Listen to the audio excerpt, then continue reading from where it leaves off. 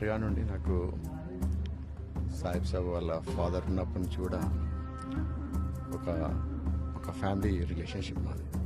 ఇప్పుడే కాదు, సాహిబ్ వాళ్ళు చిన్న స్టూడెంట్స్ ఉన్నప్పుడు కూడా 8th క్లాస్ ఉన్నప్పుడు కూడా అప్పటి నుండి చాలా ఫేమస్ దర్గా ఇది, చాలా పవర్ఫుల్ టైం. ఇదే కాకుండా అప్పటి ఆ రోజుల్లోనే సమ్ డిస్ట్రిక్ట్స్ నుంచి వచ్చేసి అప్పుడు ఈ రోజుల్లో వేరు, ఆ రోజుల్లో ఎంతోమంది వచ్చి గ్యాదర్ అయ్యేవాళ్ళు. చాలా పవర్ఫుల్ దర్గా ఇది. ఎంతోమంది మొక్కులు కూడా చెల్లించుకొని వాళ్ళు ఏదైతే కోరుకున్నారో ఖచ్చితంగా నెరవేరి వాళ్ళు ఒక నిస్వార్థమైనటువంటి సేవ చేస్తున్నారు.